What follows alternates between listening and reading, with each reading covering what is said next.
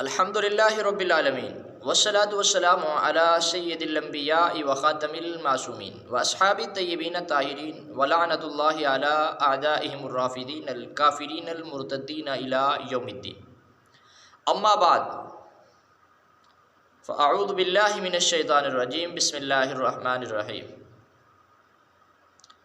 آج ہم شیعہ جوانوں سے ایک سوال کرنا چاہتے ہیں کہ اے شیعہ جوانوں، آپ اپنے ذاکرین سے اور اپنے علماء سے، اپنے آغا قبلہ، ان لوگوں سے آپ ایک سوال تو کریں.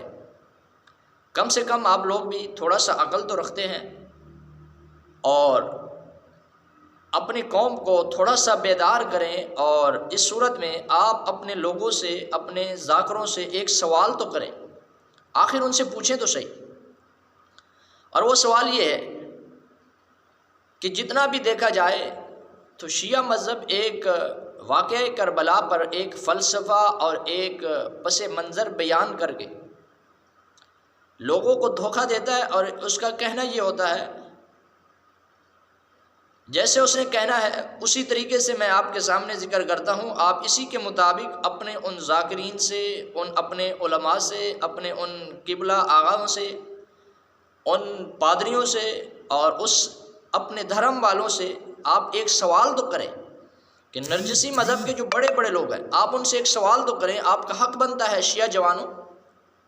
اور وہ سوال یہ ہے کہ آپ ان لوگوں سے یہ پوچھیں کہ آپ کا کہنا ہے اور آپ کا فلسفہ ہے کہ حضرت حسین رضی اللہ عنہ نے یزید کے خلاف خروج کیا اور ان کا مقصد یہ تھا کہ اسلام ڈوب رہا تھا. اور جبکہ دوسری طرف دیکھا جائے تو شیعہ ذاکرین کا کہنا یہ ہے کہ حضرت علی رضی اللہ عنہ نے ہاتھ پر، حضرت ابوبکر صدیق کے ہاتھ پر بیعت کی تو اس وقت اسلام ختم ہو گیا اور وہ مجبور تھے. پھر ہمارا سوال یہ ہے کہ حضرت حسین رضی اللہ عنہ نے خروج کیا اور حضرت علی رضی اللہ عنہ نے تقیہ کیا، ان میں سچا کون ہے؟ آپ کبھی اپنے لوگوں سے سوال تو کریں کہ ایک امام تقیہ کرتا ہے وہ بھی مجبور ہے، دوسرا بھی مجبور ہے.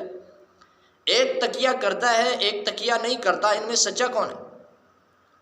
اور پھر دوسری طرف اگر ہم فریق مخالف کے، یہ تو اس کا ایک نقضی جواب ہے، اور اگر ہم اس کا تسلیمی جواب ذکر کریں اس صورت میں بھی شیعہ جوانوں آپ کا سوال آپ کے ذاکرین سے اور آپ کے علاموں فہاموں سے ضرور بنتا ہے.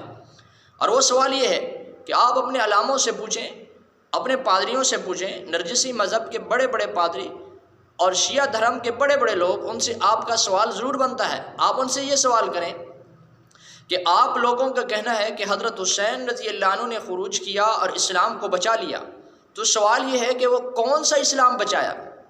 وہ کون سا قرآن، کون سا دین، کون سی شریعت بچائی؟ جبکہ آپ کا دوسری طرف دعویٰ یہ بھی ہے کہ آخری امام آئے گا تو حضرت علی رضی اللہ عنہ والا قرآن لے کر آئے گا. جب حضرت حسین نے بچایا تو پھر وہ قرآن کہاں گیا؟ پھر وہ امام کیوں غائب ہو گیا؟ یعنی اس سے معلوم ہوا کہ حضرت حسین رضی اللہ عنہ کی قربانی فریق مخالف کے اپنے اصول کے مطابق رہ گا چلی گئی اور دین اسلام بچا ہی نہیں. اور دوسری طرف ان کا کہنا ہے کہ حضرت حسین نے اسلام کو بچایا. تو ایک نہ ایک بات ان کی ضرور جھوٹی ہے. اگر حضرت حسین نے اسلام کو بچایا ہے تو سوال یہ ہے وہ کون سا اسلام بچایا ہے؟ اور اگر حضرت حسین رضی اللہ عنہ قربان ہو گئے اور اسلام نہیں بچا، امام بھی غائب ہے، قرآن بھی غائب ہے، تو پھر حضرت حسین رضی اللہ عنہ کی قربانی تو ویسے ضائع چلی گئی. اور پھر اس صورت میں یہ کہنا کہ حضرت حسین نے اسلام کو بچا لیا، یہ بالکل جھوٹ ہے. یعنی آپ اپنے ان لوگوں سے سوال تو کریں، ان ذاکرین سے پوچھیں تو صحیح کہ حضرت حسین نے کس دین کو بچایا تھا. جبکہ آپ لوگوں کا کہنا ہے کہ حضرت علی کا قرآن اور آخری امام وہ دونوں غار میں ہیں، تو پھر حضرت حسین نے کون سا دین بچایا؟